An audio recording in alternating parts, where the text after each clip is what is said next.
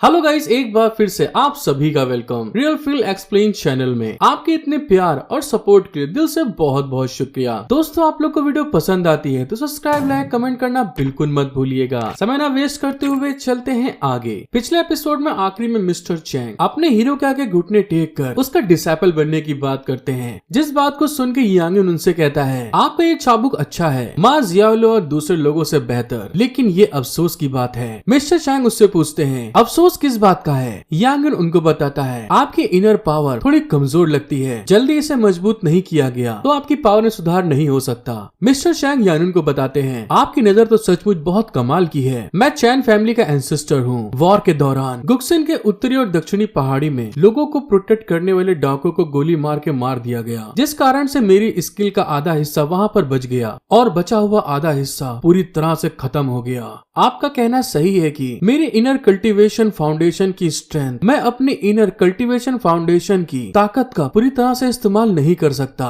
सही से कहे तो मेरी चैन फैमिली को गुओ फैमिली का केवल आधा हिस्सा ही माना जा सकता है। मिस्टर चैंग की बात सुन के अपना हीरो मन में सोचते हुए कहता है, ऐसा लगता है कि चैन किनबियान का नेचर बुरा नहीं है। उनकी फैमिली मार्शल आर्ट फैमिली से है, जिसने गू काउंटी के लिए सेक्रीफाइस दिया है। अगर मैं उसे अपनी तरफ कर सकूं तो ये अच्छी बात होगी। अपने हीरो के आगे गिड़गिड़ा रहे थे, जिसको देखते हुए अपना हीरो उनसे कहता है, ब्रदर चैन, आप ये क्या कर रहे हैं? मिस्टर चैंग वहाँ पे गिड़गिड़ाते हुए कहते हैं, ब्रदर, मैंने अपनी पूरी जिंदगी में उम्मीद की है कि मेरी फैमिली फिर से अपनी असली गू फैमिली में लौट सके। मैं पिछले 10 सालों से जिंगमिंग के पीक स्टेज पर अटका हुआ हूँ। कुछ सालों बाद मैं अपनी अधेड़ उम्र तक पहुँच जाऊंगा और मेरी बॉडी की ताकत कम हो जाएगी और मेरी जिंदगी निराशा से भर जाएगी। मुझे लगता है कि आप इतनी कम उम्र में ही डार्क पावर की रैंक में पहुँच गए हैं। क्या आप मुझे कुछ सलाह दे सकते हैं? क्या तुम मेरी कल्टीवेशन को सही कर सकते हो? मैं तुम्हारे लिए सब कुछ कर जाऊंगा जब तक मैं वो हासिल कर सकूं जो मैं चाहता हूँ। यांगन उनकी बात सुनकर थोड़ा हैरान होते हुए कहता है, हाँ बिल्कुल, क्यों नहीं। मिस्टर चैंग यांगन का जब हाँ वाली जवाब को सुनते हैं तो वहाँ पे बहुत ज्यादा शॉक्ड होके कहते हैं, क्या इतनी आसानी से मान गया? साथ ही वो अपने मन में कह रहे थे, इतना कैजुअल। यांगजिंग के 4 मेजर फैमिली भी ऐसा करने की हिम्मत नहीं कर सकते। आखिर उसकी पहचान क्या है? जब वो इस बारे में सोच ही रहे थे तभी यांगन उनसे कहता है, लेकिन मेरी एक शर्त है। उसकी इस बात को सुनकर मिस्टर चैंग मनी मन बहुत ज्यादा घबराते हुए कहते हैं, ये मेरे आगे अब कौन सी शर्त रखने वाला है? मैं जानता था ये इतना सिंपल भी नहीं है। क्या ऐसा हो सकता है कि किसी एग्रीमेंट पर ये मुझसे साइन करवाए? दूसरे साइड में यांग उनके पास आकर कहता है, आप ये भी जानते हैं कि मैंने आपकी फैमिली को नाराज कर दिया है। अब मैं अपने फैमिली की प्रोटेक्शन को लेकर टेंशन में हूँ और मुझको उनको प्रोटेक्ट करने के लिए किसी इंसान की जरूरत है। जब तक आप मेरी मदद करने के लिए तैयार हैं, मैं अब आपको एक पूरी तरह से बताई गई मार्शल आर्ट प्रैक्टिस लिख कर दूंगा। मिस्टर चैंग उसकी इतनी शर्त को सुनकर एग्री करते हुए कहते हैं, हाँ बिल्कुल, चैंग तैयार है इस काम के लिए। साथ ही वहाँ पर अपने मन में सोचते हैं, ये एक मास्टर बनने लायक है, इतना मजबूत और अपनी फैमिली के प्रोटेक्शन को भी कभी नहीं भूलना चाहिए। यांगन वहाँ पे उनसे आगे कहता है, ब्रदर चैंग, इतने हम्बल मत होइए। आपको और मेरे को, हम दोनों को ही एक दूसरे की जरूरत है। मैं आपको अभी एक मेंटल टेक्निक लिख के दूंगा। ये एक ऐसी टेक्निक है जिसे आगे बढ़ाया जा सकता है। क्या ये बढ़िया नहीं है? मिस्टर चैंग वहाँ पे एक्साइटेड होते हुए कहते हैं, मुझे इसमें कोई दिक्कत नहीं। मिस्टर चैंग के बयान इस टेक्निक के लिए आपको बहुत बहुत धन्यवाद करता है। अब से चैंग के बयान आपको फॉलो करेगा और कभी भी विश्वासघात नहीं करेगा। साथ ही वो अपने मन में कह रहा था, जब तक मैं एक्सपर्ट नहीं बन जाऊंगा इनको फॉलो करता रहूंगा। मैं न केवल फ्यूचर में अंजिन रहूंगा बल्कि शायद मेरे पास मार्शल आर्ट की हाई अचीवमेंट भी होगी। यांगन वहाँ पे उनसे आगे कहता है, मैं इस चीज के लिए बहुत सीरियस हूँ। याद रखना कि 3 दिन बाद मैं शांगयान विलेज के शांग फैमिली के कोर्टयार्ड में आपको दूसरी बातें समझाऊंगा। मिस्टर चैंग उसको ग्रीट करते हुए कहते हैं, हाँ ठीक है। और इसी के साथ अपना हीरो वहाँ पर आगे बढ़ गया था। एक इंसान को देखकर वो आवाज देता है, अंकल। वो इंसान भी खुश होते हुए कहता है, यांगयुन, तुम वापस आ गए। यहाँ पर दोस्तों वो अपने घर के पास आ चुका था। आगे जाकर वो अपनी आंटी को देख के कहता है, 6 आंटी, मैं वापस आ गया हूँ। वो अपने भतीजे को देखकर खुश होते हुए कहती है, यांजी, तुम्हारा फ्यूचर बहुत उज्जवल है और मुझे विश्वास है कि तुम वापस आकर इस पर नजर डालोगे। जब वो आगे की तरफ बढ़ ही रहा था तो उसको वहाँ पर एक ओल्ड लेडी दिखाई देती है। वो जब अपने हीरो को देखती है तो वहाँ पे हैरान होते हुए कहती है, यांगयुन, मेरे बच्चे। और दोस्तों को पता चलता है ये यांगयुन की दादी थी। यांगयुन भी अपनी दादी को देखकर वहाँ पर बहुत सारा खुश होते हुए कहता है, दादी, मैं वापस आ गया हूँ। उसकी दादी वहाँ पर अपने पोते को वेलकम करते हुए कहती है, यांगयुन, क्या तुम पीछे का याद कर सकते हो? मैं कल ही शान शान के साथ तुम्हारे बारे में बातचीत कर रही थी, लेकिन तुम्हारे आज वापस आने की उम्मीद नहीं थी।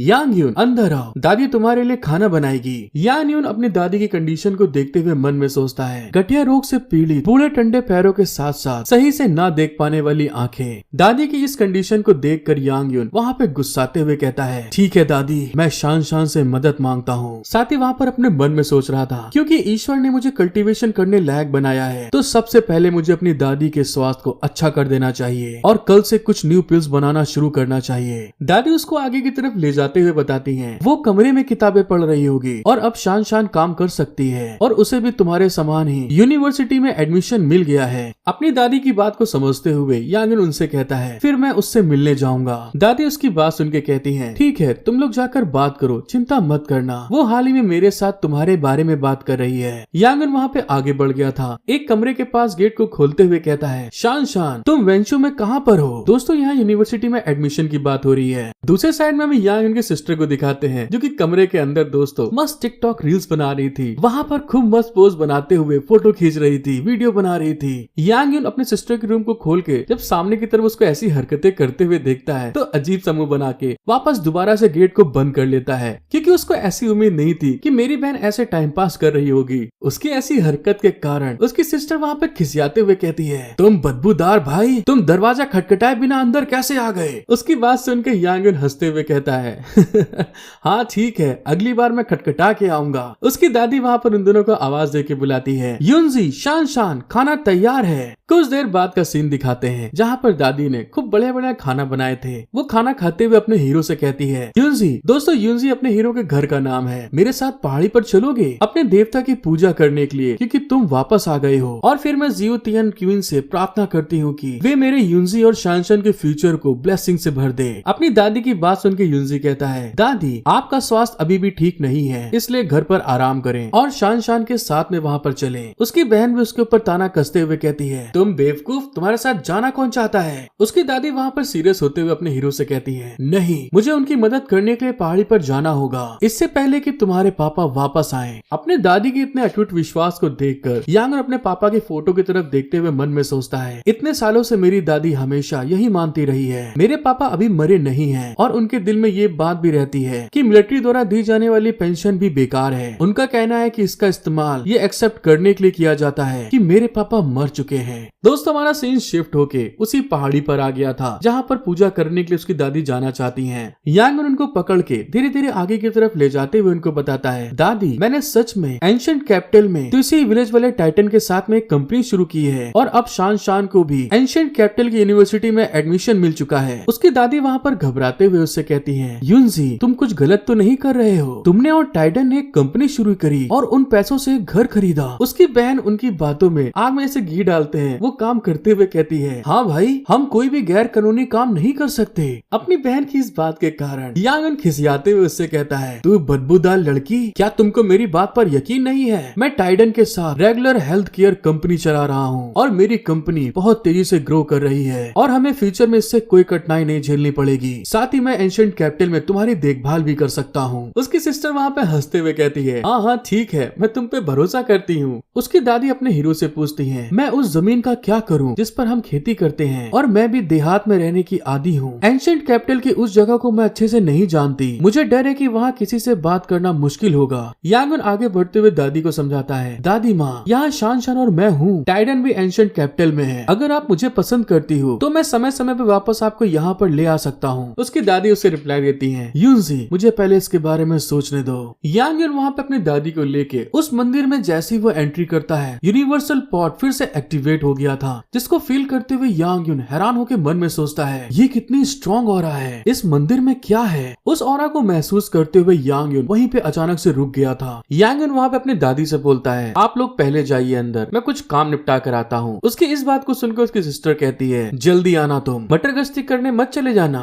यांगन अपनी यूनिवर्सल पॉट की एनर्जी को फील करते हुए उसको फॉलो करना स्टार्ट कर दिया था और वो एक जगह पर पहुंचकर इधर उधर देखता है। वो जो यूनिवर्सल पॉट की एनर्जी थी एक जगह पर अंदर की तरफ जा रही थी। उस एनर्जी को देखकर अपना हीरो मन में सोचता है, यहाँ कितना स्ट्रॉन्ग सेंस है, ये ट्रेजर क्या हो सकता है? वो उस जगह में आगे की तरफ बढ़ के वहाँ पर उस ट्रेजर को ढूंढने की कोशिश करते हुए कहता है, सबसे पहले मैं इस जगह को खोलता हूँ। यान जब वहाँ पे उस पत्थर को हटा रहा था तो वहीं पे कोई छुप के उसकी तरफ आगे बढ़ रहा था और हमको पता चलता है ये कोई और नहीं उसके मास्टर थे। यान उनको वहाँ पे बहुत ज्यादा डराते हुए कहते हैं, हैं, अरे ये तो सचमुच एंशिएंट फेरी है। अपने मास्टर के अचानक से पीछे आ जाने के कारण यान युन इतना ज्यादा डर गया था, उसकी आंखें वहाँ पर फटी की फटी रह गई थी। वो गुस्साते हुए अपने मास्टर के ऊपर चिल्ला के कहता है, मास्टर क्या आप अचानक से बाहर आना बंद कर सकते हैं? उसके मास्टर वहाँ पे कोल्ड होते हुए कहते हैं, ऐसा लगता है कि ये तुम्हारी दुनिया का ही तरीका है और तुमको फ्यूचर में इसे हल्के में नहीं लेना चाहिए। हो सकता है कि अभी भी कुछ पावरफुल कल्टीवेटर मौजूद हो। यांग युन वहाँ पे सोचते हुए कहता है, हालांकि हमेशा मैंने अपनी दादी को हेलोंग माउंटेन और जिउतियान मंदिर के बारे में कुछ कहानियां और पौराणिक सच्ची चीजों के बारे में बात करते हुए सुना है। क्या ये वही लेजेंडरी ट्रेजर हो सकता है? उसके मास्टर उस जगह देखते हुए उसे बताते हैं, हालांकि बच्चे तुम्हारा भाग खराब है। ये ग्रेट मैजिकल पिल फर्नेस है। भले ही इसे कल्टीवेशन रिल में रखा जाए, इसका एक ऐसा अस्तित्व है जो एक खूनी तूफान ला सकता है। नहीं, इसे जल्दी से दूर कर दो।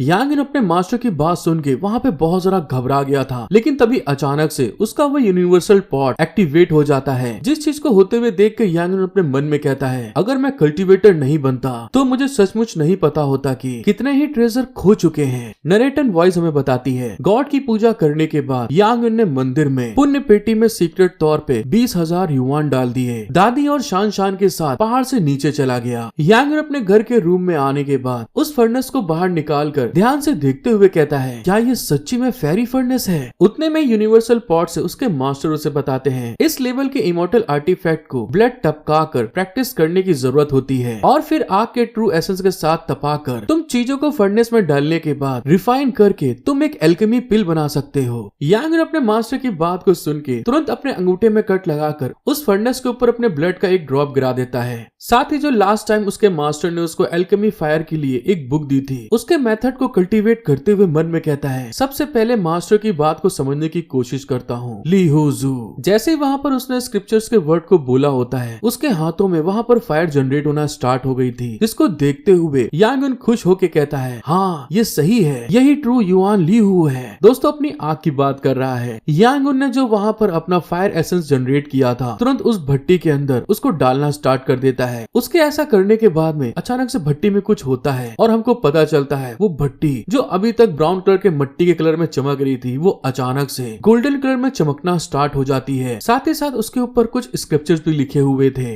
यांग युन उस फर्नेस को देख के हैरान होते हुए कहता है, पिल फर्नेस पे भी? क्या इस पिल फर्नेस का नाम यही है? अभी तक जो यांग युन देख रहा था वो अपने सबकॉन्शियस माइंड के अंदर देख रहा था। बाहर जो पिल फर्नेस रखा हुआ था उसके अंदर भी वहाँ पर रोशनी चमकना स्टार्ट हो गई थी। उसके ऊपर की जो परत थी उसके अंदर क्रैक पड़ना स्टार्ट हो जाते हैं और धीरे धीरे करते हुए जिस तरह से यांग युन के मन के अंदर वो फर्नेस दिख रहा था, वो रियलिटी वर्ल्ड में भी वैसे ही गोल्डन कलर में चमकना स्टार्ट हो गया था। जिस चीज को देख के यांग युन खुश होते हुए कहता है, ये पूरी तरह से सही हो गया, चलो अब एल्केमी करना शुरू करते हैं। यांग युन अपने मास्टर की दी हुई किताब में से एक पिल को देखते हुए मन में कहता है, गुड फॉर्च्यून लाइफ पिल, जो ह्यूमन बॉडी की जिंदगी की ताकत को कंट्रोल करती है, और ये पिल मेरी दादी की बॉडी के लिए बहुत बढ़िया होगी। यांग युन ने वहाँ पर अपने हाथों में जिनसिंग निकाल लिया था और उस फर्नेस के अंदर डालते हुए कहता है, जिनसिंग और दूसरी जड़ी बूटियों को मिलाते हैं और साथ ही वहाँ पर अपनी फायर का इस्तेमाल करना स्टार्ट कर देता है। तो वहाँ पर वो फर्नेस बहुत ज्यादा फायर के साथ जलना स्टार्ट हो गया था, जिसको देखकर अपना हीरो मन में सोचता है, ये इमोर्टल वेपन लेवल की पिल फर्नेस होने लायक है। इसके पिल रिफाइनिंग करने के दौरान मैंने ये साफ तौर पे महसूस किया कि मेरे चारों ओर की स्पिरिचुअल एनर्जी धीरे धीरे फर्नेस अपने अंदर एब्जॉर्ब कर रहा है। इस फर्नेस में मेडिसिन मटेरियल के एसेंस को एब्जॉर्ब करने की जो स्पीड है मेरी सोच से भी परे है। कुछ समय बीतने के बाद उस फर्नेस के अंदर लाइट चमकना स्टार्ट हो जाती है। यांग युन जब उस फर्नेस को ओपन करके देखता है तो उसके अंदर दोस्तों पर्पल कलर की बहुत ढेर सारी गोलियां बन चुकी थी, जिसको देख के यांग युन बहुत ज्यादा खुश होके कहता है, सौभाग्य से जिंदगी को ताकत देने वाली गोली बन गई है और इसकी क्वालिटी एक्स्ट्रा ऑर्डिनरी हाई है। पिल्स को कल्टीवेट करने वाले लोगों के हिसाब से ये स्टैंडर्ड क्वालिटी की है, जरूरी नहीं कि सभी लोगों पे लागू हो। पहले मैं ये समझने की कोशिश करूंगा कहीं इसका कोई साइड इफेक्ट तो नहीं है। जिस चीज को जानने के लिए यांग युन ने वहाँ पर तुरंत उस पिल को अपने मुंह में डाल लिया था और तुरंत उस पिल को खाने के बाद कल्टीवेट करते हुए बताता है, इसकी ऑरा प्योर एनर्जी इतनी ज्यादा पावरफुल है, यूनिवर्सल गुड फॉर्च्यून के साथ जुड़ने के लिए ही किया जा सकता है। उस पिल को पूरी तरह से अपनी बॉडी में रिफाइन करने में यांग युन के पसीने छूट गए थे। वो वहाँ पर हैरान होते हुए कहता है, क्या मेरे पास कितनी ज्यादा बदबू आ रही है। और तभी इस चीज को समझते हुए यायुन मन में बताता है, ऐसा महसूस हो रहा था कि मेरी इस बॉडी को एक बार गर्म करने के बाद जो रिजल्ट आया है, मेरी बॉडी में से अशुद्धियों की एक परत निकल गई हो, लेकिन इस पिल का स्वाद बहुत खट्टा था। यायुन जब वहाँ पे कल्टीवेशन कर रहा था तभी वहाँ पर गेट खटखटाया जाता है और उसकी सिस्टर अंदर आते हुए उससे कहती है, भाई क्या हो रहा है, इतनी बदबू कहाँ से आ रही है। दोस्तों यायुन के हाथ में कुछ गीला गीला चिपचिपा सा लगा हुआ था। वो वहाँ पर उसके हाथ में उस गीली गीली चीज को देखकर धीरे से गेट बंद करते हुए कहती है, मेरा भाई सचमुच एक नंबर का ठरकी है।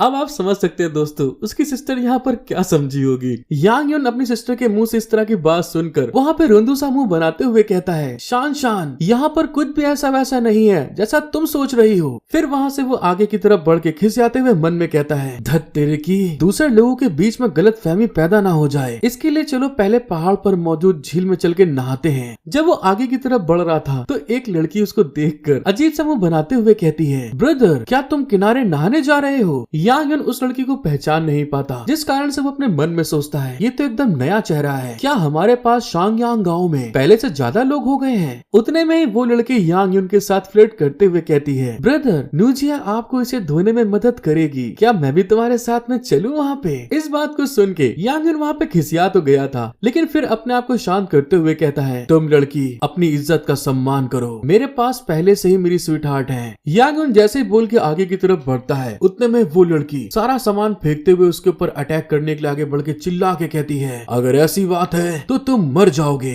यांगयोन का कल्टीवेशन पहले से बहुत ज्यादा बढ़ चुका है। जैसे ही वो लड़की उसके ऊपर अटैक करती है, यांगयोन बिना देखे ही उसके हाथ को वहां पर पकड़ते हुए कहता है, तुम सभी लोगों को छिपकर हमला करना क्यों पसंद है। लेकिन उतने में वो लड़की बचने के लिए यांगयोन के पास में स्मोक बॉम्ब फोड़ के पीछे की तरफ हटते हुए कहती है, मेरे ब्रदर की दो प्रॉब्लम है। इस तरह के अटैक को देख के यांगयोन हैरान होते हुए कहता है, अरे हिडन वेपन, तुम कौन हो। वो लड़की पीछे हटते हुए अपने असली ड्रेसअप में आ चुकी थी। यांगयोन की तरफ देख के फिर से फ्लर्ट करते हुए कहती है, मेरे लिटिल ब्रदर, तुम मुझे क्लियर सिस्टर रक्षा कह सकते हो। ओह ये सही नहीं है, अब मुझे अपने बड़े ब्रदर केके को कहाँ बुलाने जाना चाहिए। जब वो इस बारे में बात कर ही रही थी तभी अचानक से यांगयोन को वहाँ पे कुछ फील होता है। जो उसके हाथी की सूंड थी दोस्तों, वो वहाँ पर धीरे धीरे खड़ी होना स्टार्ट हो गई थी, जिस चीज को देख के वो हैरान होके कहता है, अरे ये क्या हो रहा है। जो असिस्टेंट गर्ल राक्षा थी वहाँ पर अपने हीरो को बड़े प्यार से बताते हुए कहती है, ये हमारा एक अनोखा हिडन वेपन है जिसका नाम मेहुआ सान है, बस थोड़ी सांस अंदर लेने से आपका एक्शन बहुत लिमिटेड हो जाएगा। उसकी इस बात को सुन के यांगयोन वहाँ पे घबरा गया था। तभी वहाँ पे वो आगे उसको बताती है, ब्रदर तुम्हें समझना चाहिए कि मैं तुम्हें क्यों ढूंढ रही हूँ। मेरी बात को समझते हुए जियाओ पे युवान डॉन को मुझे दे दो, नहीं तो मैं तुम्हें मौत के घाट उतार दूंगी।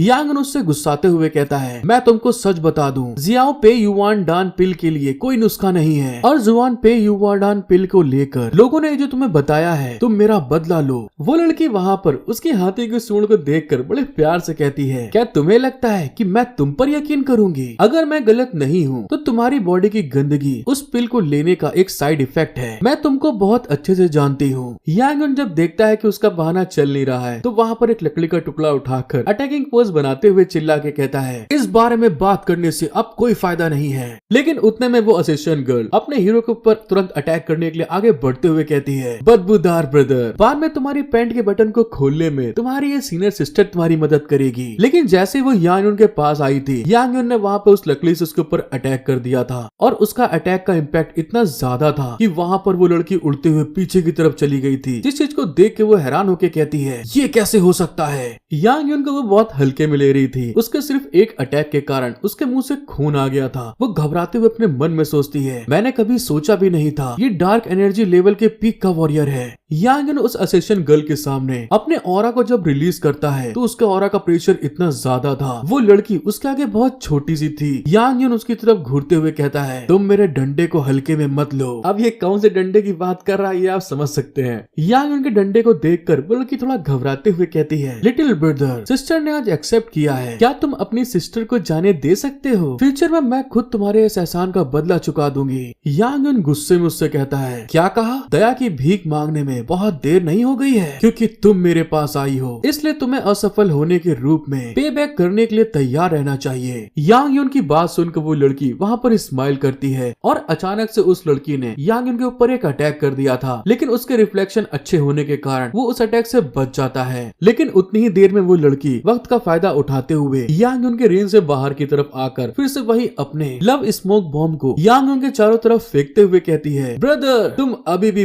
बहुत मासूम हो। यांग यून जब फिर से उस स्मोक को देखता है तो हैरान होते हुए अपनी सांस को रोक के मन में सोचता है, अरे नहीं, मैं लापरवाह हो गया। इस बार ये पॉइजनस फॉग सचमुच बहुत बड़े दायरे में फैला हुआ है, इससे बचना मुश्किल है। अपने उस फॉग से बाहर खड़े होकर वो लड़की अपने हीरो की तरफ देखते हुए कहती है, लिटिल ब्रदर मुझे कहना ही पड़ेगा, तुम्हारी डीप मार्शल आर्ट स्किल बहुत अच्छी है, लेकिन आखिरकार तुम बिना बालों वाले एक नौसिखिए हो। तुम्हारी सिस्टर का लाल धुआं बिखरा हुआ बुरा नहीं है। जब वो लड़की इस बारे में बोल रही थी, यांग यून उसको अच्छी तरह से देख नहीं पा रहा था, उसकी नजरें वहाँ पर धुंधला रही थी। वो घबराते हुए कहता है, मेरी आंखें धुंधला रही हैं। उतने में वो लड़की फिर उससे कहती है, जल्दी करो, मुझे जियाओ पे युआन डान का फॉर्मूला दो, वरना तुम्हारी ये सिस्टर तुम्हें ऐसे ही हल्के में नहीं छोड़ेगी। यांग यून जब देखता है कि उसके ऊपर धुएं का इफेक्ट हो रहा है तो वहाँ पर अपने कुछ मेरिडियंस को बंद करते हुए मन में कहता है, ऐसा लगता है कि इस बार मेरा सामना एक प्रोफेशनल असेसन के साथ में हुआ है, जिसके पास देखा जाए तो एंशिएंट वॉरियर की तुलना में ज्यादा टेक्निक्स हैं। मेरे और उसके बीच का अंतर ताकत नहीं बल्कि एक्सपीरियंस है। वो लड़की वहाँ पर फिर से इतराते हुए अपने हीरो से कहती है, इस तरह संघर्ष करना बंद करो, मेरे पॉइजनस फॉग से बाहर निकलना इतना आसान नहीं है। अगर तुम गोली नहीं देते तो तुम अकेले नहीं हो जो यहाँ पर मरोगे, क्योंकि मुझे पता है कि तुम्हारे पास अभी भी तुम्हारी दादी और एक बहन है जो बहुत सुंदर है। दोस्तों ये सब तो रही बात की बात, मुझे जो इसका स्किन सूट है वो बहुत पसंद आया है। आप लोग को क्या लगता है कमेंट में जरूर बताइएगा। अपनी दादी और सिस्टर की बात सुनकर यांग यून बहुत जरा गुस्सा चुका था। वो वहाँ पर अपनी एनर्जी को रिलीज करते हुए गुस्से में कहता है, तुम बेकार औरत, अगर तुम ऐसे घिनौने तरीके अपनाती हो तो क्या तुम्हें नदियों और झीलों पर हंसते हुए लोगों से डर नहीं लगता? ना यार, मुझे इसका डायलॉग पसंद नहीं आया।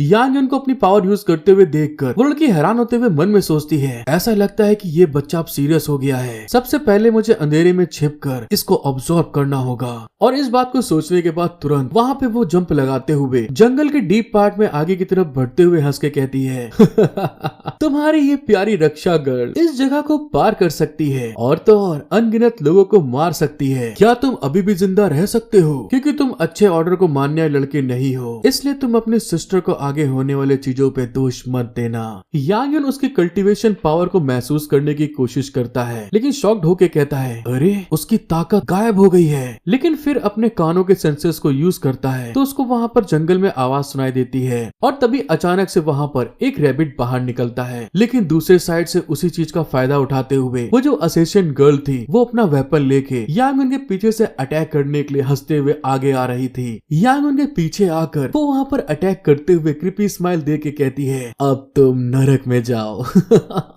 लेकिन तभी उतने में यांग यून अपनी एनर्जी को यूज करते हुए कहता है, तुम्हारा अटैक हाइड हो सकता है लेकिन तुम्हारी दुष्ट हत्या करने की फीलिंग बहुत साफ है। इस बात को सुन के वो लड़की शॉक्ड हो गई थी। उतनी ही देर में जैसे उसने अटैक किया था, यांग यून जंप करते हुए पीछे की तरफ हट जाता है और साथ ही साथ अपनी एक स्किल को यूज करते हुए रक्षा के ऊपर एक स्पिरिचुअल अटैक कर दिया था। ऐसा होने के साथ में रक्षा के चारों तरफ वहाँ पर आग जलना स्टार्ट हो गई थी। वो वहाँ पर उस आग के इफेक्ट के कारण बहुत ज्यादा तड़प रही थी, चिल्ला रही थी। और दोस्तों कुछ ही पल के अंदर इतना सुनहरा बदन वहाँ पर राख का ढेर बन के रह जाता है। उसका जो हथियार था वो भी जमीन पे गिर गया था। यांग यून वहाँ पर अपने मेरिडियंस को थोड़ा और ब्लॉक करते हुए कहता है, वो पॉइजन फॉग बहुत ज्यादा फैल गया है, सबसे पहले पॉइजन फॉग को मुझे खत्म करना होगा। और इस बात को सोचते हुए वो वहाँ पर कल्टीवेशन करने के लिए बैठ गया था, अपनी स्पिरिचुअल पावर के थ्रू उस पॉइजन के इफेक्ट को खत्म करने के लिए। कुछ समय के कल्टीवेशन के बाद जब वो आंखें खोल के देखता है तो सामने रक्षा का वही हथियार पड़ा था, जिसको देख के वो हैरान होते हुए कहता है, ये पहली बार है जब मैंने अपनी फायर एसेंस का इतना अच्छे से कंट्रोल करके इस्तेमाल किया है। वो वहाँ पे आगे बढ़ के रक्षा के उस हथियार को उठाकर उसकी जली हुई बॉडी की तरफ देखते हुए कहता है, तुम्हें मुझे मेरी दादी और सिस्टर से डराना नहीं चाहिए था, वो दोनों मेरी जिंदगी है। लेकिन रक्षा की इतनी गंदी हाल देख के वो कंट्रोल नहीं कर पाता और किनारे पेड़ के पास जाकर वहाँ पर उल्टी करना स्टार्ट कर देता है, क्योंकि उसकी बॉडी से इतनी गंदी स्मेल आ रही थी।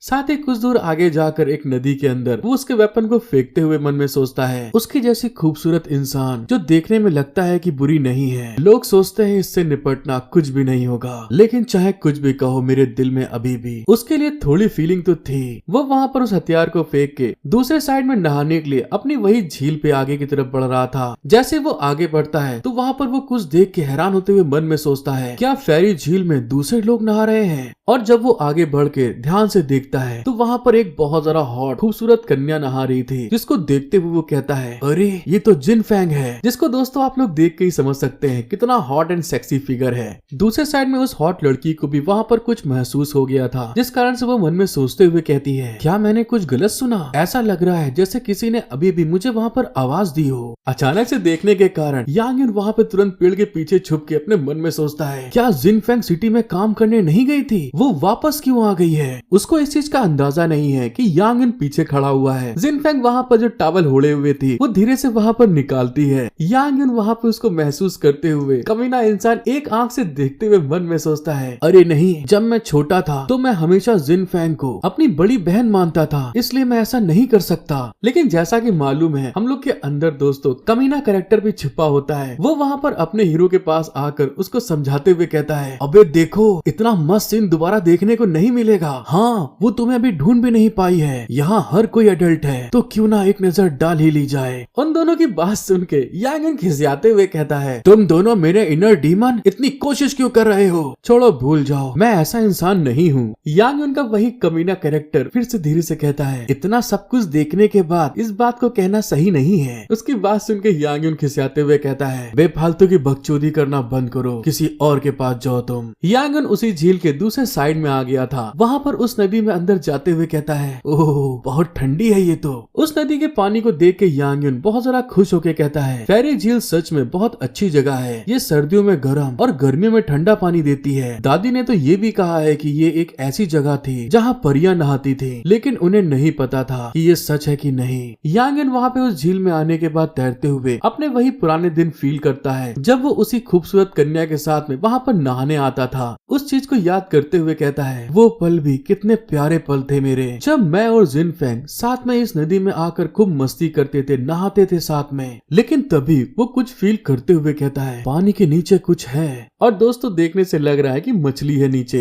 यांग युन तुरंत वहाँ पर पलट के जब देखता है तो वहाँ पर उसको मछली का पर दिखाई देता है। यांग युन उस मछली को देख के हैरान होके कहता है, क्या मछलियाँ इतनी फेयरलेस होती हैं? आजकल लोगों से डर भी नहीं लगता। जब यांग युन नीचे उस मछली को देखता है तो वहाँ पे हैरान होते हुए कहता है, अरे ये तो एक ड्रैगन फिश है। मुझे लगा कि बाहरी लोगों ने इसका शिकार करके मार दिया होगा। मुझे उम्मीद नहीं थी ये मछली यहाँ पर होगी, लेकिन ये मछली इतनी बड़ी क्यों है? यांग युन वहाँ पे अपनी एक स्किल को यूज करता है तो वो पानी के अंदर आराम से सांस ले सकता है, जिस कारण से वो बड़ी तेज तैरते हुए सीधे उस मछली को पीछा करते हुए कहता है, फेरी लेक की जगह सचमुच बहुत ज्यादा गहरी है। और जब यांग युन फेरी झील के अंदर नीचे की तरफ जाता है तो दोस्तों वहाँ पर तो यांग युन को मछलियों का भंडार मिल गया था, जिसको देखते हुए वो हैरान होके कहता है, इसमें कोई आश्चर्य नहीं कि वे लोग इसे क्यों नहीं ढूंढ पा रहे थे। वे सभी यहाँ पर नीचे छुपी हुई हैं। अरे वहाँ पर क्या है? मछलियों के बीच में यांग युन को वहाँ पर कुछ चमकते हुए दिखता है, जिस कारण से कि यांग युन बड़ी स्पीड में उस जगह पर देखने के लिए निकल गया था। जब वहाँ पे झील पे एकदम वो नीचे पहुँच जाता है तो सामने की तरफ एक बहुत विशाल बहुत बड़ा ड्रैगन का स्केलेटन मौजूद था, जिसके सर के ऊपर एक तलवार गड़ी हुई थी। इतने बड़े स्केलेटन को देखकर यांग युन के तो वहाँ पसीने छूट गए थे। उसने कभी उम्मीद नहीं की थी कि यहाँ पर इस तरह का ड्रैगन मौजूद होगा। जब वो वहाँ पर घबरा ही रहा था तभी उसका यूनिवर्सल पॉट वहाँ पर एक्टिव हो जाता है। उसके अंदर से मास्टर की आवाज आती है, तुम बच्चे कहाँ पर घुस गए हो? क्योंकि मुझे एक ताकतवर डीमन की पावर का एहसास हो रहा है। यांग युन भी हैरान होते हुए कहता है, क्या ये एक डीमन है? उसके मास्टर उसको आगे बताते हैं, ये सच में 8 रेवोल्यूशन वाला फ्लूट ड्रैगन था, मतलब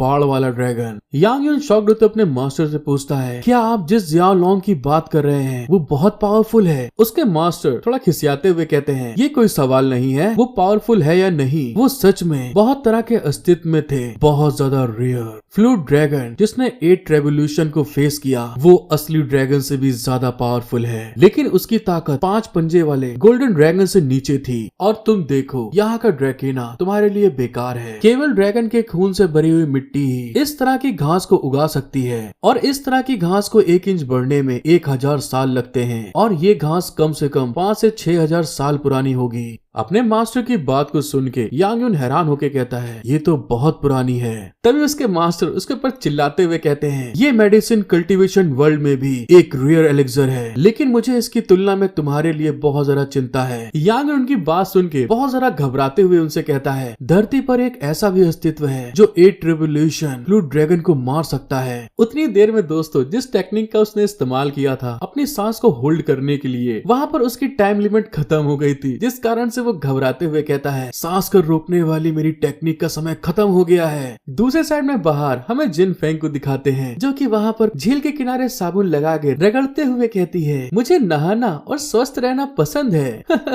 जब वो वहाँ पर इस बारे में बोली रही थी, झील के नीचे से बहुत ढेर सारे बुलबुले ऊपर की तरफ उठना स्टार्ट हो जाते हैं, जिसको देखकर वो वहाँ पर घबरा रही थी। और उतने में दोस्तों यांग यून ने जो वहाँ पे ड्रैगन फिशेस को देखे थे, वो वहाँ पर 3-4 फिशेस को पकड़ के सरफेस के ऊपर आते हुए चिल्ला के कहता है, वाओ, मेरा दम तो पूरी तरह घुट ही गया था। यांग यून को इस तरह से अचानक से, वो भी मछलियों के इतने खतरनाक गेटअप में देखकर जो जिनफेंग थी वहाँ पर दोस्तों बेहोश हो गई थी, जिसको देख के यांग यून मछली हिलाते हुए मन में सोचता है, अच्छा मुझे अब पता चला पुल पानी के नीचे जुड़ा हुआ है और सिस्टर जिनफेंग पुल के ऊपर क्यों तैर रही है।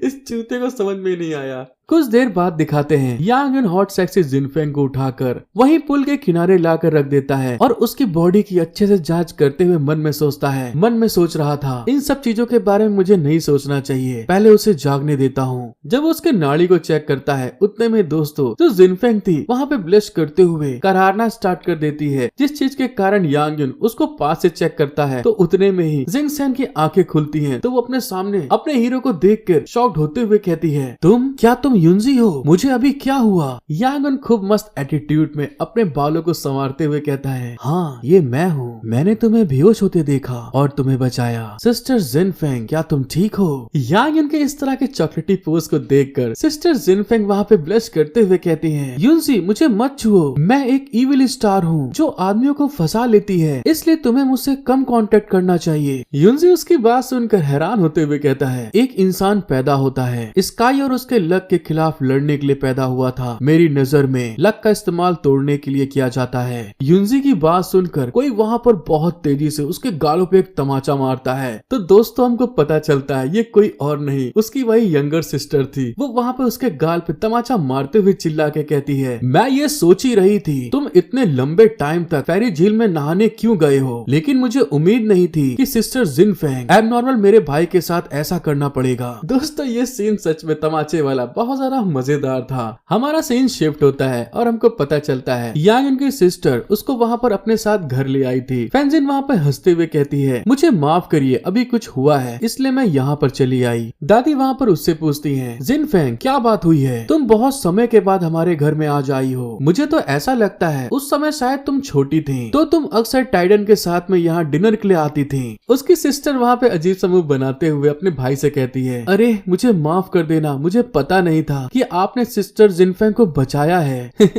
फैंजी वहाँ पे गुस्से में कहता है, बस अपनी गलती को मान लो और मेरी नजरों के सामने से हट जाओ। दादी वहाँ पे उस फिश को देख के हैरान होते हुए कहती हैं, हे फैंजी, क्या ये ड्रैगन फिश सच में तुमने फेरी झील में पकड़ी थी? हमने बहुत सालों से अपने गाँव में इस तरह की मछली नहीं देखी थी और मुझे लगा कि ये पूरी तरह से गायब हो चुकी है। युनफेंग वहाँ पे बहाना बनाते हुए कहता है, इसे पकड़ने में मुझे बहुत मेहनत करनी पड़ी, हर कोई वहाँ पे कोशिश कर रहा था और साथ में दोस्तों अपने मन में सोचता है, इस ड्रैगन फिश को पकड़ने के लिए मेरी जान लगभग चली गई थी। सौभाग्य से सांस रोकने की टेक्निक के आखिरी पल में ड्रैकेना और वो तलवार दोनों यूनिवर्सल पॉट में डाल दी गई। उस ड्रैगन फिश को बनने के बाद जैसे दादी, फैंजी और उसकी सिस्टर उस सूप को पीती हैं, उसकी सिस्टर को तो ऐसा महसूस हो रहा था वो भी उन्हीं ड्रैगन फिश में से एक है। वो उस खाने को खाते हुए मन में सोचती है, हाँ मैं वहाँ पे तैर रही हूँ, ये कितना मजेदार है। और जब फैंजी खाती है उसको ऐसा महसूस होता है एक मस्त बाइसेप्स वाला टॉल बंदा उसको वहाँ पे उसको रिझाने की कोशिश कर रहा है, जिसको फील करते हुए फैंसी अपने मन में सोचती है, मैं ये विश्वास नहीं कर सकती, मुंह में पिघल जाने वाले स्वाद और हल्की मेडिसिनल खुशबू के साथ मेरी पूरी बॉडी की इंद्रियों में इसकी ताकत और मिठास इफेक्ट कर रही है। और जब दादी उस मछली को खाती है तो वो अपने जवानी के पल को याद करते हुए कहती है, ये पुरानी और जान पहचान याद, ऐसा लग रहा है कि मैं 16 साल की जवान लड़की हूँ और अपनी वही चुलबुली जवानी की ओर वापस लौटती जा रही हूँ। हूँ। वो तीनों के तीनों स्वाद को खाने के बाद एक साथ कहते हैं, हाँ सच में ये बहुत स्वादिष्ट है। यांगिन वहाँ पे ब्लेस करते हुए मन में सोचता है, मैंने सूप के 1/3 हिस्से में गुड फॉर्च्यून और वेटलिटी पिल को डाला है, साथ ही ये ड्रैगन फिश ड्रैगना पर पली बड़ी है। ये सूप एक बहुत ही जीवन टॉनिक है, इसे सही तरीके से पीने के बाद उन्हें बहुत अच्छा हेल्थ में फायदा होगा। उतने में यांजुन उस खूबसूरत हॉट लड़की से पूछता है, वैसे सिस्टर जिनफेंग, क्या आप पिछले कुछ सालों से सिटी में काम नहीं कर रही थी, तो अचानक यहाँ पर क्यों चली आई? वो वहाँ पे अफसोस करते हुए बताती है, अरे युनजी, तुम ये भी जानते हो कि मेरी माँ हमेशा पैरों की प्रॉब्लम की परेशानी में रही है और हाल के दिनों में ये और भी ज्यादा बदतर हो गया है। गुक्सियान हॉस्पिटल के सभी डॉक्टरों ने कहा है कि उनके बॉडी पार्ट को बदलने की जरूरत है, इसलिए मैंने सिटी में एक जीनियस डॉक्टर को ढूंढा जिसने मेरी माँ की मदद की।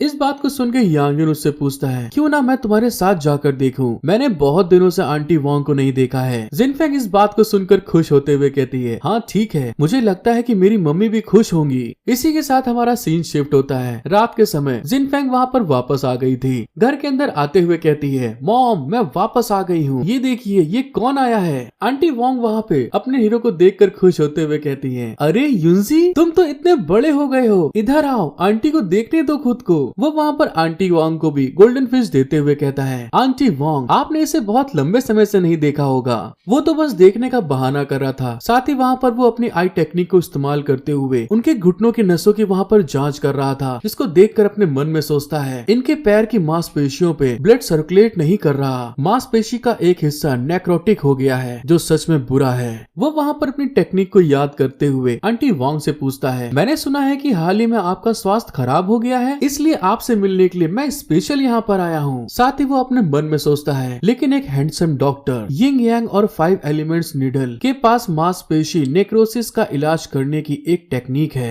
फिर वहाँ पे वो उस फिश को आंटी को पकड़ाते हुए कहता है, मैं आपके लिए भी एक मछली लेकर आया हूँ। उस फिश को देख के आंटी हैरान होके कहती है, अरे ये कितनी बड़ी ड्रैगन फिश है, ये ड्रैगन फिश तो अब तो गुवाहाटी में बहुत ज्यादा वैल्यूएबल है, हम इसे एक्सेप्ट नहीं कर सकते। जियांग वहाँ पे आंटी को बताता है, ये वही फिश है जो मैंने फेरी झील में पकड़ी है, ये बहुत टॉनिक से भरी हुई और आपकी बॉडी के लिए भी अच्छी है, आप इसे खाओगे तो मुझे भी बहुत अच्छा लगेगा। जिनफेंग वहाँ पे अपनी मॉम को समझाती है, मॉम इसे आप एक्सेप्ट कर लो, युनजी के लिए आपको देखना बहुत रियर है। उसकी मॉम अपनी बेटी की बात को मान जाती है, लेकिन तभी अचानक से गेट खटखटाने की आवाज आती है। जिनफेंग जब गेट खोल के देखती है तो वहाँ पर डॉक्टर आए थे उसकी मॉम का इलाज करने के लिए। वो डॉक्टर अंदर घुसते हुए कहता है, ये जगह बहुत दूर है और यहाँ कोई स्ट्रीट लाइट भी नहीं है, जिससे मैं लगभग भ्रमित हो गया, मरीज कहाँ है। जिनफेंग अपनी मॉम की तरफ भाग के आगे बढ़ते हुए बताती है, यहाँ मेरी मॉम यहाँ पर है, मॉम डॉक्टर सन यहाँ पर आए हैं। डॉक्टर सन आगे बढ़ते हुए वहाँ पर अपने हीरो को देखते हैं, साथ ही वो बदबू के कारण अपनी नाक को बंद करते हुए मन में सोचता है, ये एक और बेवकूफ है, ये मछली जैसी गंध बहुत बदबूदार है। जिनफेंग की मॉम डॉक्टर से पूछती है, मैं काउंट हॉस्पिटल गई, डॉक्टर ने कहा कि मेरा पैर काटना पड़ेगा, देखिए क्या इसे सही करने का कोई और तरीका है। डॉक्टर उनके पैर को अच्छे से देखते हुए बताता है, नेक्रोसिस का एरिया बहुत बढ़ गया है और इसे काटना जरूरी है, वरना आपकी जिंदगी पर इफेक्ट डालेगा। जिनफेंग घबराते हुए डॉक्टर से कहती है, जीनियस डॉक्टर, क्या सच में उनके पैरों को ठीक करने का कोई और तरीका नहीं है? वो डॉक्टर भी बड़ा एटीट्यूड में बोलता है, मैंने कहा ना कुछ और नहीं होगा, क्या पूरा हुआक्सिया मुझसे बेहतर जानता है? उसके इस तरह के एटीट्यूड को देख के अपना हीरो आगे बढ़ते हुए उससे कहता है, क्या आप मुझे इसे आजमाने दे सकते हैं? डॉक्टर यांग के पास आकर बड़े एटीट्यूड में कहता है, लड़के तुम आम आदमी हो, बकवास करना बंद करो और मेरी मदद करो, क्या तुम जानते भी हो उन्हें क्या बीमारी है? यांग एकदम चिल होके बोलता है, बेशक मुझे पता है और मैं गारंटी दे सकता हूँ कि जब तक मैं जैसा कहता हूँ वैसा करते हुआ आंटी वोंग के पैर की बीमारी इस महीने के अंदर ही खत्म हो सकती है। यांग यून जिनफेंग से कहता है, अगर तुम मेरी बात पर विश्वास नहीं करती तो एक्यूपंक्चर और मॉक्सिसिलेशन के लिए चांदी की सुइयों का एक सेट तैयार कर लो और मैं अभी आंटी वोंग के पैरों में इलाज करके तुम्हें दिखा सकता हूँ। जिनफेंग घबराते हुए कहती है, युनजी क्या तुम सच कह रहे हो? दूसरे साइड में वो डॉक्टर खिसियाते हुए कहता है, ओहो आजकल के जवान लौंडे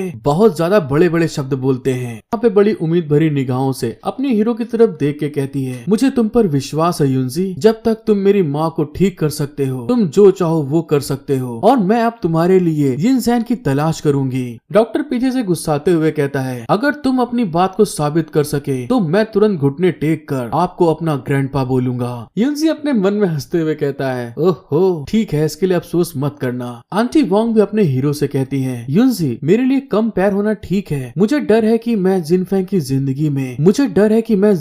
जिंदगी में आ जाऊंगी। उसने कई बार कहा कि वो सिटी में अपनी नौकरी छोड़ देगी और मेरी देखभाल करने के लिए वापस आएगी। मैंने मना भी कर दिया, कोई फर्क नहीं पड़ता कि तुम मेरे पैरों को ठीक कर पाते हो कि नहीं, तुम जिनफेंग को देखो और वो बहुत अच्छी है, या तुम लोग एक साथ होकर रह सकते हो। जिनफेंग अपनी मॉम की बात सुनकर वहाँ पे शर्माते हुए कहती है, मॉम आप किस तरह की बात कर रही हो। लेकिन दूसरे साइड अपने लौंडे को अभी कोई फर्क नहीं पड़ रहा था। उसका दिमाग सिर्फ और सिर्फ आंटी वांग के घुटने के ऊपर लगी थी। वो अपनी नीडल्स के अंदर स्पिरिचुअल पावर एंटर करते हुए वो अपने नीडल के अंदर अपने स्पिरिचुअल पावर के थ्रू एक टेक्निक एक्टिव करते हुए कहता है, अब कुछ और मत कहो, मैं पहले अपना इलाज करूंगा। और तुरंत अपनी स्पीड को यूज करते हुए आंटी वांग की जहाँ भी नसें जो कुछ ब्लॉकेज हो रही थी, वो वहाँ पर उन चांदी की सुइयों को घुसेड़ना स्टार्ट कर देता है। उसकी इस तरह की स्पीड को देखकर जो जीनियस डॉक्टर था वहाँ पे शॉक्ड होते हुए कहता है, तुमने एक बार में 5 सुइयां लगाई? एक बार की सांस में बस 1 सुई लगा सकते हैं, तुमने 5 कैसे लगाई? और ये एक्शन एक बार में ही पूरा हो गया। हे लौंडे, तुम किसे बेवकूफ बना रहे हो? पैरों का फिर से वापस ठीक होना इम्पॉसिबल है। युनफेंग आंटी वांग से पूछता है, आंटी वांग क्या अब आप कुछ फील कर रही हैं? आंटी वांग वहाँ पे बहुत खुश होके कहती हैं, हाँ मैं अपने पैरों में खुजली महसूस कर रही हूँ। आंटी वांग की बात सुनकर तो जो जीनियस डॉक्टर था उसकी विग वहाँ पे उड़ चुकी थी। वो इतना घबरा गया था, वो शॉक्ड होते हुए चिल्ला के कहता है,